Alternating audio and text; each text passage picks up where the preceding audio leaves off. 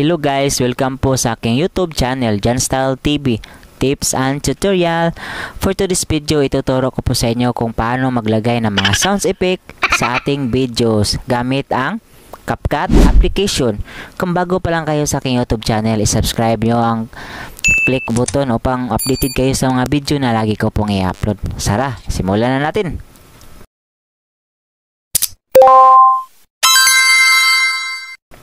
So first step po natin gawin mga guys ay open po natin yung CapCut application. And din mga guys, so i-click po natin ang new project.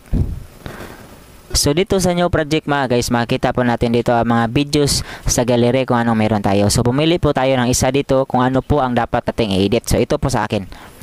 So pagkatapos yan, i-add one natin. So ayan. So first step po natin gawin dito mga guys ay erase natin yung volume.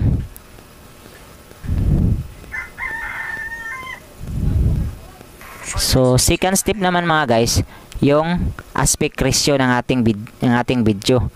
So piliin natin yung 9.16 kasi pang reels lang to at pang short video sa 9.16 bagay po dito. So i-check lang po natin. So ayan guys, meron na po tayong video. So paglagay na po tayo ng sound effect. Before tayo maglagay ng sound effect, i-play muna natin yung video.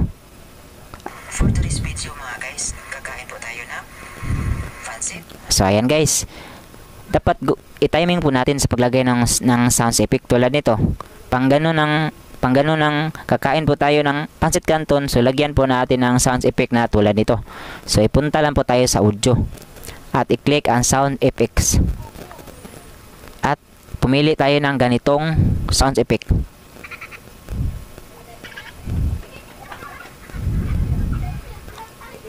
So ayan guys, parang ganun ba? I-click lang natin, i-add natin. So i-timing lang po natin guys. So pagkatapos yan, erase natin yung volume. I-timing lang po natin mga guys. So timing na po mga guys. So lagyan natin yung effects na nakakatawa. So balik pa rin tayo. So pindutin natin ang sound effect. So hanap tayo dito na nakakatawa na effects. So ayan. So i-add lang natin. So tulad ng dati, erase volume pa rin. Erase natin ang volume. Palakasan natin ang volume. Okay, so i-play back lang natin ulit. So ayan, i-timing lang po natin mga guys. So ayan, meron na po tayong nagawang dalawang sounds effect. So tapusin mo muna natin ang video, baka sa dulo may paglalagyan tayo ng ating sounds effect. So ayan. So for me, pancit canton is the best. So pwede natin lagyan ito ng wow. Pwede kayo maghanap ng wow. So pwede nyo rin to ilagay. So palakasan natin ang volume. So ayan, i-play natin ulit.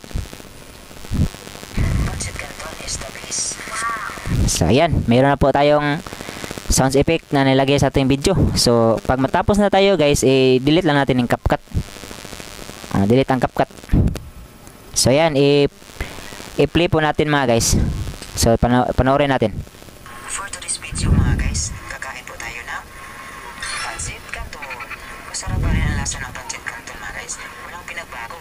Masarap po ito sa hapunan, sa tanghalian, sa breakfast at lahat ng ano-ano ang kainin nyo. Basta for me, pancit canton. Meron na tayo guys. Okay na ang ating video. So pagkatapos yan, export na natin. At dito guys, natapos na po ang aking tutorial kung paano maglagay ng mga sound effects sa ating video. Kung nagustuhan nyo po ang aking video for today, so don't forget to like, share, comment, and subscribe naman mga guys upang updated kayo sa mga video na lagi ko pong ituturo. Thank you and so much. God bless.